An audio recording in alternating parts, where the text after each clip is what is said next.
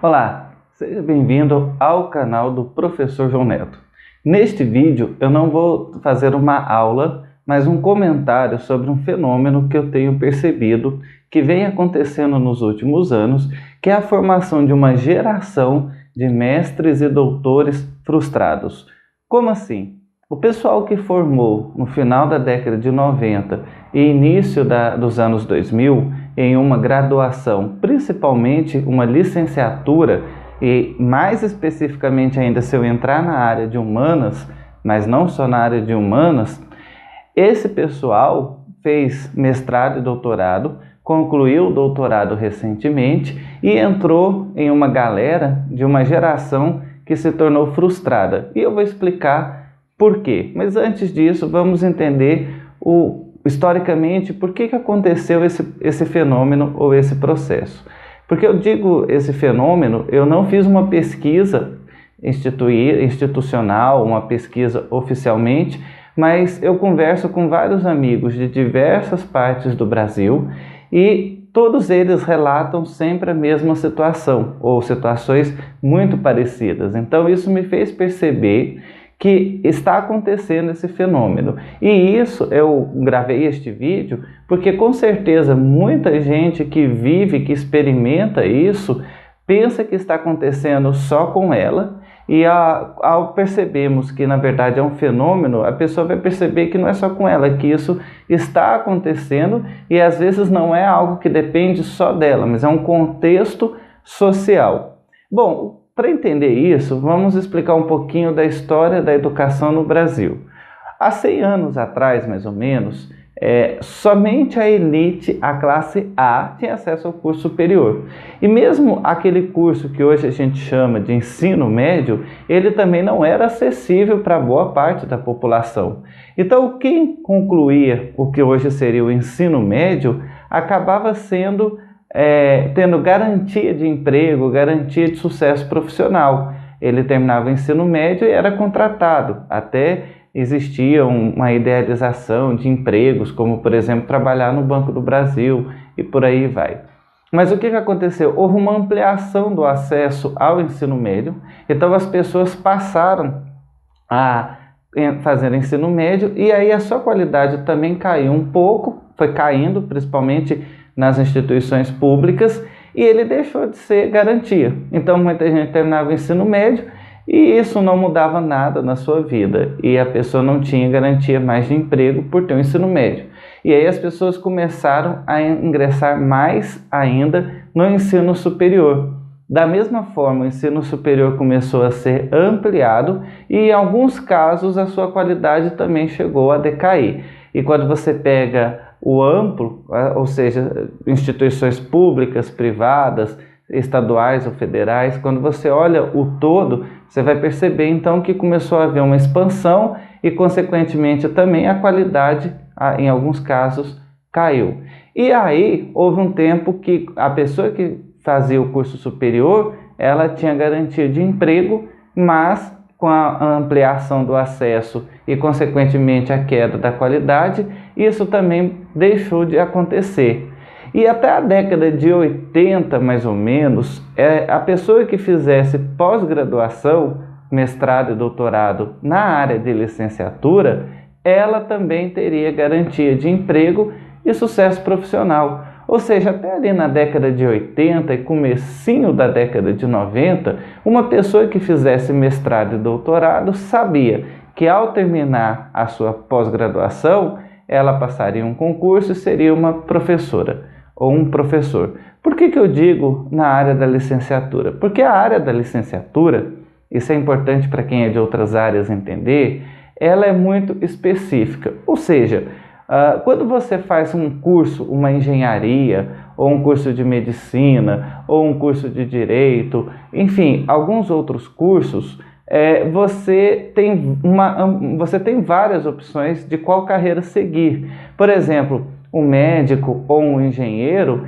ele pode ir para diversas formas de acessar o mercado de trabalho, que não necessariamente ele vai querer fazer uma pós-graduação. Até porque uma carreira de pós-graduação, ou seja, uma carreira acadêmica, um professor universitário, e se ele for da universidade pública, muitas vezes é requerido dele a dedicação exclusiva. Então esse profissional ele não tem interesse na carreira acadêmica, porque acaba sendo menos para ele. Ou seja, se ele tiver uma empresa de engenharia ou ele trabalhar em uma empresa privada, às vezes é provável, hoje também está saturado, mas na década de 80, 90, ele ganharia mais do que se ele seguisse uma carreira acadêmica. Então, para esses cursos, não é interessante o profissional fazer mestrado e doutorado e ingressar em uma universidade, em um concurso público. A licenciatura é o contrário. Para quem faz licenciatura, a carreira acadêmica é o mais desejado. E fazer mestrado e doutorado e se tornar professor universitário é o ápice dessa carreira. Então acaba que o objetivo de quem faz licenciatura é ir por esse caminho. E até a década de 80 e 90, quem fizesse mestrado e doutorado na área da licenciatura faria um concurso e se tornaria professor universitário, se tornaria um pesquisador ou uma pesquisadora. Mas o que aconteceu no final da década de 90 e início dos anos 2000? Também houve uma ampliação de mestrados e doutorados. E você chega agora, no final da primeira década do século XXI, com muitos mestres e doutores. E aí é lógico, não existe emprego para todo mundo. E por que eu disse então que há uma geração de mestres e doutores frustrados? Porque tanto estão alguns desempregados, como também estão alguns trabalhando no lugar que ele não gostaria de trabalhar. Porque houve uma idealização, uma expectativa, tanto de que ele estaria empregado, porque o processo era assim. A pessoa fazia a graduação e como ele se dedicava muito desde o início com PIBIC, com iniciação à pesquisa, ele às vezes ingressava no mestrado com uma bolsa de estudos, se dedicava a estudar, a produzir alguns artigos. Depois ele ingressava no doutorado, também com uma bolsa de estudos e com uma produção científica, com a produção de pesquisa. E terminando o doutorado, terminando a sua bolsa, ele fazia um concurso, entrava em uma universidade e começava a sua carreira profissional. Mas o que acontece, então, depois dessa ampliação? Você tem uma gama de professores, mestres e doutores desempregados, por isso frustrados, alguns que já estudavam trabalhavam na rede pública, municipal ou estadual, que não é um dos melhores empregos para o professor, já com aquela expectativa, ao terminar o mestrado e doutorado eu vou ingressar em uma universidade. Isso também não aconteceu. E alguns ingressaram, alguns conseguiram passar em concursos muito disputados, mas não para onde queria. E aí houve muitas pessoas que começaram a fazer concursos, principalmente porque o Instituto Federal ele teve ao longo principalmente da segunda década do ano 2000, uma ampliação para cidades do interior. Então esses mestres e doutores saturados também começaram a fazer concursos e ir para esses lugares, muitas vezes na expectativa de que logo conseguiria uma transferência. Essa transferência não aconteceu. Então você também tem um grupo de mestres e doutores frustrados porque estão trabalhando no lugar que não é onde ele gostaria de estar. E aí, vamos entender então um pouquinho desse processo agora com mais detalhes. O problema é que você tem mais pessoas preparadas do que vagas para absorver essas pessoas. Então muitos mestres e doutores pensam, poxa, mas eu sou tão estudioso, eu sou tão produtivo, eu tenho tanta pesquisa realizada, por que não tem espaço para mim? Onde que está o problema? O problema é que você não é o único, ou seja, você tem muita gente boa como você, então não há espaço para absorver todo mundo. Ao mesmo tempo, nem todo mundo que fez mestrado e doutorado é uma pessoa que está preparada para entrar no mercado de trabalho, justamente por causa da ampliação. Eu fiz um esquema para a gente entender. Até a década de 80, principalmente, década de 90, você tinha, às vezes, um grande centro urbano que oferecia um curso de pós-graduação, um mestrado e um doutorado. E ele tinha ali aproximadamente 15 vagas. E pegando toda uma região, você tinha, por exemplo, 100 candidatos. Então a seleção ela era muito criteriosa, ela era muito rígida, e isso fazia com que apenas 15 fossem aprovados e 85 continuasse esperando, tentando uma próxima seleção, continuasse na fila de espera. Então é lógico, se você tinha apenas 15 se formando, você teria espaço para absorver, vaga para absorver os 15. Mas começou a ampliar. Então aqui nesse grande centro que você tinha 15 vagas, por exemplo, passou a ser oferecidas 30. Ao mesmo tempo, em outro grande centro, começou a abrir mais 15 vagas. Então você passou a ter agora 60. Então, ao invés de 15, dos 100 candidatos, 60 ingressaram no mestrado, no doutorado, e aí o número agora de quem está na lista de espera caiu para 40 pessoas, 40 candidatos. Bom, claro que desses 60, nem todos também são bons profissionais, bons pesquisadores e estudiosos, porque muitas vezes aqueles que ficavam aqui em 16º, 17º eram bons, mas quem já ficou lá na casa dos 55, 56, talvez nunca conseguiria entrar numa pós-graduação no sistema antigo, mas com a ampliação da oferta começaram a ingressar. Então esse pessoal também, quando vai para o concurso, não consegue passar. E aí você pega, por exemplo, aqueles mais estudiosos e mais produtivos desse grupo de 60, você coloca os 20 primeiro colocados, você também não vai ter as 20 vagas. Então é por isso que há essa geração de pessoas, de mestres e doutores frustrados.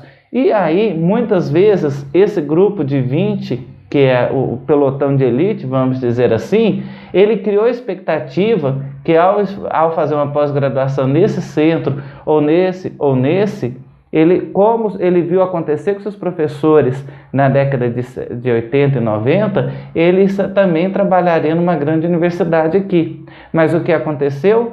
Não tem concurso aqui. O concurso apareceu em lugares distantes. E aí ele teve que se deslocar para esses lugares distantes, com a expectativa de que chegando lá ele conseguiria uma transferência para voltar. Só que esse lugar, que é uma transferência para esse grande centro, esse lugar, e novamente não há vaga para todo mundo. E aí começa a haver um conflito também, porque quem está aqui há mais tempo na instituição, desse lugar mais distante, criou também a expectativa de que esse profissional viria, se mudaria e faria um projeto a longo prazo.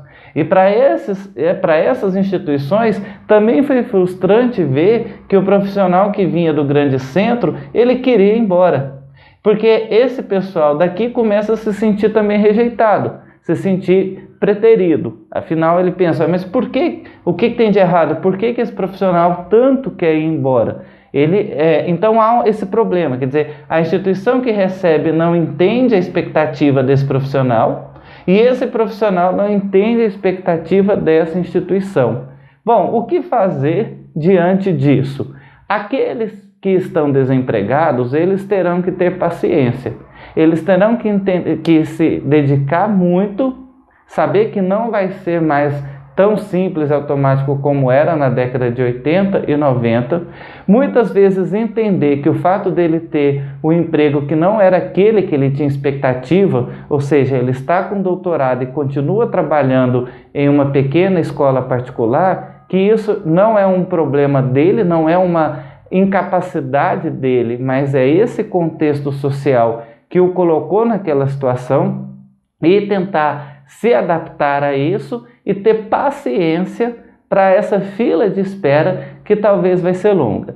Já aquele que conseguiu um emprego, conseguiu passar um concurso, mas em um lugar distante, ele vai ter que se adaptar. Ou ele vai ter que se mudar para aquele lugar e tentar uma vida nova, ou ele vai ter que se adaptar com a vida de ficar indo e voltando, ou seja, praticamente viver na estrada, viver viajando.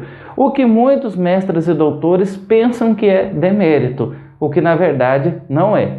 Agora, veja, eu não estou dizendo que isso é o correto. É claro que toda essa frustração que muitos mestres e doutores estão vivendo é por causa de uma falta de planejamento dos governos que nós tivemos, que na história do Brasil é muito comum. Se pensa em ampliar o acesso a um determinado nível de ensino, mas não se pensa nas consequências ou na melhor forma de se fazer isso, planejando com cautela.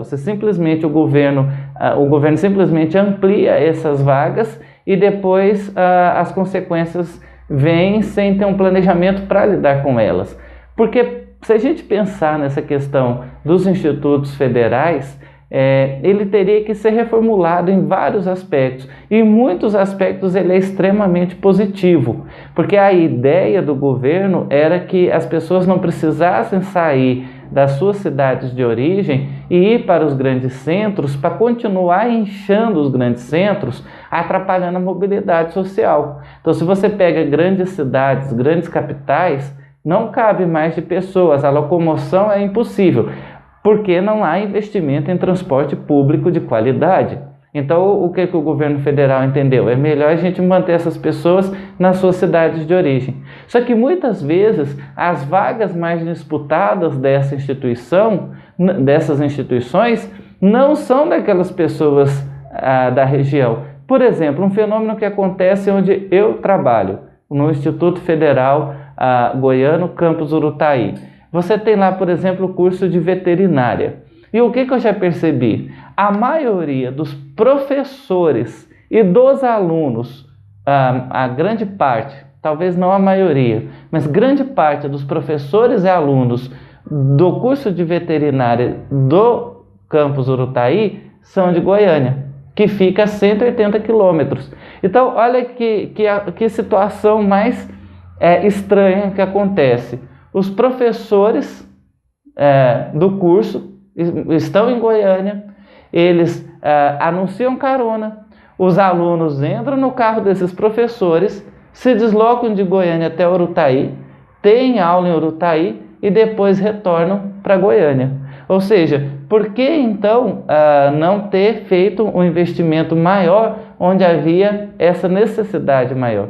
Então acaba que muitas vezes não é as pessoas dessa região que entram na vaga, são as pessoas de fora, elas vêm para cá e tanto, o que eu acho interessante, tanto professores quanto alunos, que muitas vezes fazem o trajeto juntos para ter aula no Campus Urutaí. Então, o governo deveria rever alguns aspectos das políticas públicas para essa ampliação de cursos superiores, de pós-graduação e principalmente nos institutos federais. E as instituições também, elas precisam aprender a lidar com esses professores, porque quanto essas instituições mais distantes, elas começam a forçar os professores para que se mudem ou para que se estabeleçam naquela região, há um conflito, e esse conflito acaba fazendo com que a qualidade do professor diminua, que surjam problemas entre ele e a instituição, entre ele e os alunos. Então, vários professores começam a ter depressão, pegar licença para tratamento de saúde. Então, a instituição também vai ter que aprender a lidar com esse novo fenômeno, muitas vezes adaptando para que esse professor fique indo e voltando, entendendo que isso não é algo pessoal, não é que aquele professor que veio de fora não gosta daquela instituição, mas entender que é um fenômeno maior que está acontecendo no país. Então, como eu disse, esse vídeo não é de uma aula, é de um comentário. E, claro, se ele é um comentário, ele está aberto a todo tipo de crítica e a sua crítica será bem-vinda. Então, eu já te convido, se você gostou do vídeo, dê um like. Se você não gostou, dê o dislike, não tem problema. Mas é interessante você interagir, porque isso ajuda o YouTube a perceber que está havendo uma interação com o canal. Porque muitos vídeos que eu posto aqui, as pessoas comentam comigo pessoalmente. Assisti seu vídeo, gostei. Ótimo, é bom ter o feedback, mas quando você faz o comentário pessoalmente, o YouTube não está contabilizando essa interação. Então eu peço que você deixe aqui nos comentários do YouTube a sua opinião sobre isso. Se você acha que eu falei besteira, não tem problema, coloque aí por que você acha que eu falei besteira. Se você conhece um caso, se você está vivendo isso, deixe nos comentários para ver essa interação com o canal. Se você achou interessante, compartilha com aquele seu colega, seu amigo que está num lugar vivendo, experienciando, vivendo essa experiência que eu falei aqui no vídeo. E se você ainda não é inscrito no canal, se inscreve, aciona o sininho para você receber novos vídeos e também entre no canal e assista vídeos antigos. Temos aulas e também alguns comentários. Então é isso. Muito obrigado pela sua audiência e até o próximo vídeo.